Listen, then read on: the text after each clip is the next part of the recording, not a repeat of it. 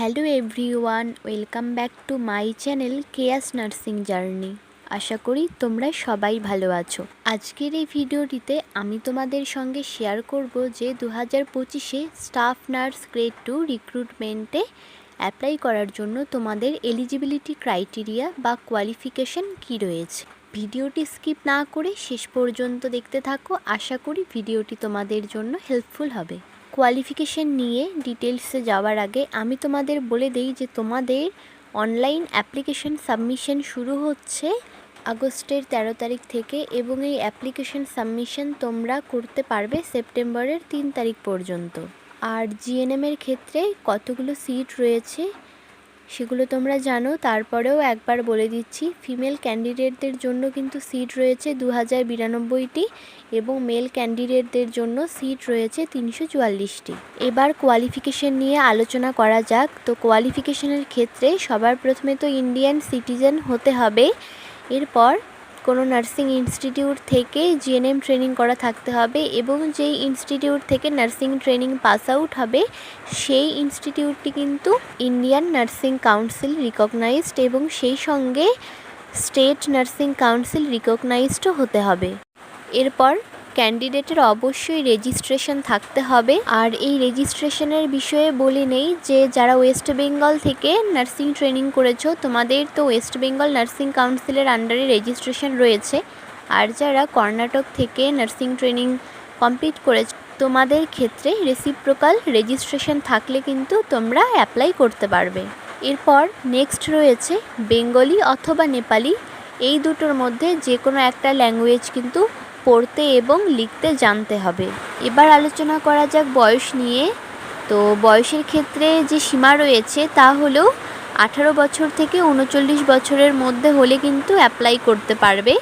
আর category wise কিন্তু বয়সের ছাড় রয়েছে, তবে আনরিজার্ভড ক্যাটেগরির ক্ষেত্রে বয়সের কোনো ছাড় নেই, অর্থাৎ এক্ষেত্রে 18 থেকে 39 বছর বয়সের মধ্যেই হতে হবে অবশ্যই ক্যান্ডিডেটকে। এরপর এসসি ক্যান্ডিডেটদের ক্ষেত্রে 5 বছরের ছাড় রয়েছে, অর্থাৎ 39 বছরের সাথে 5 বছর যোগ করলে হয় 44 বছর, অর্থাৎ 44 বছর বয়স পর্যন্ত কিন্তু কোনো এসসি ক্যান্ডিডেট যদি থাকে তাহলে সে অ্যাপ্লাই করতে পারবে।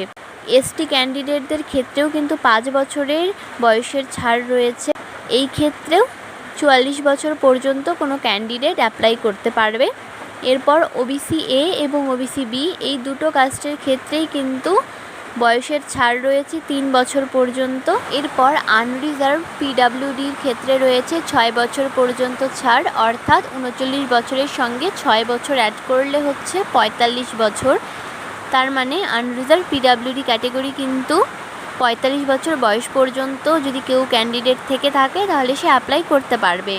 এসসি পিডাব্লিউডির ক্ষেত্রেও রয়েছে 6 বছর পর্যন্ত ছাড়, তবে ইডাব্লিউএস ক্যাটেগরির ক্ষেত্রে কিন্তু বয়সের কোনো ছাড় নেই, অর্থাৎ এক্ষেত্রে ক্যান্ডিডেটের এজ 18 বছর থেকে 39 বছর বয়সের মধ্যেই হতে হবে। এরপর আলোচনা করা যাক মার্কস ডিস্ট্রিবিউশন নিয়ে।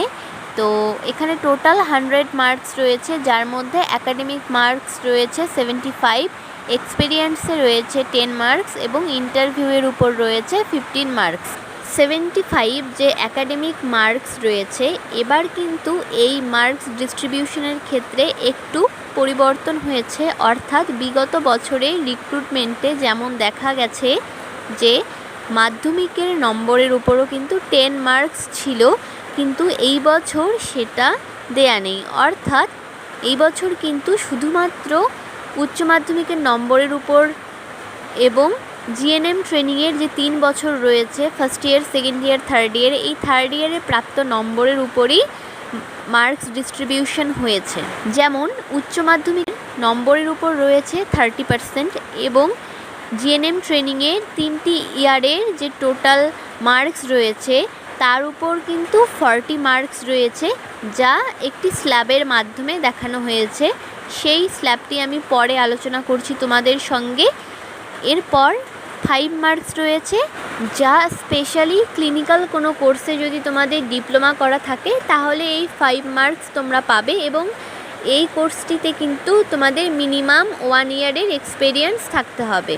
এরপর এক্সপেরিয়েন্সে তো 10 মার্কস রয়েছে বললাম, এখানে যদি 12 মান্থসের নিচে তোমাদের এক্সপিরিয়েন্স থাকে, অর্থাৎ 10 মান্থস বা 11 মান্থস, তাহলে কিন্তু সেক্ষেত্রে কোনো নম্বর তোমরা পাবে না। যদি এক্সপিরিয়েন্স 12 মান্থসের বেশি হয় তাহলে সেক্ষেত্রে 2 মার্কস পাবে।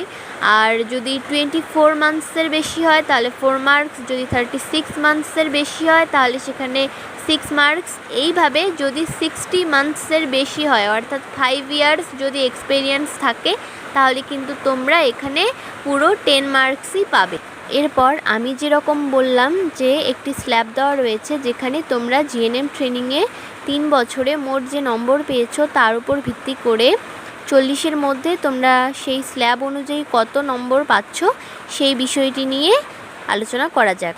জিএনএম ট্রেনিংয়ে 3টি ইয়ার মিলে তোমাদের মোট নম্বর যদি 54.99%-এর মধ্যে থাকে, তাহলে সেক্ষেত্রে তোমরা পাবে 35 মার্কস। 55 থেকে 59.99%-এর মধ্যে থাকলে সেক্ষেত্রে পাবে 36 মার্কস। 60% থেকে 64.99%-এর মধ্যে থাকলে সেক্ষেত্রে পাবে 37 মার্কস। 65% থেকে 69.99%-এর মধ্যে থাকলে সেক্ষেত্রে পাবে 38 মার্কস। 70% থেকে 74.99%-এর মধ্যে থাকলে সেক্ষেত্রে পাবে 39 মার্কস। আর যদি 75%-এর উপর থাকে তাহলে তোমরা কিন্তু সেক্ষেত্রে 40 আউট অফ 40 পাবে। আজকের ভিডিওটিতে মার্কস ডিস্ট্রিবিউশন এবং কোয়ালিফিকেশন নিয়েই আলোচনা করলাম। এরপর নেক্সট ভিডিওতে আমি আবার তোমাদের রিক্রুটমেন্ট সম্বন্ধিত কিছু বিষয় নিয়েই আলোচনা করব। তাই তোমরা যারা এখনও চ্যানেলটি সাবস্ক্রাইব করোনি তারা চ্যানেলটি সাবস্ক্রাইব করো। নার্সিং ট্রেনিং রিলেটেড অথবা এএনএম জিএনএম এন্ট্রান্স রিলেটেড কোনো কোয়ারি থাকলে অবশ্যই কমেন্ট করে জানাবে। ভিডিওটি শেষ পর্যন্ত দেখার জন্য অনেক ধন্যবাদ।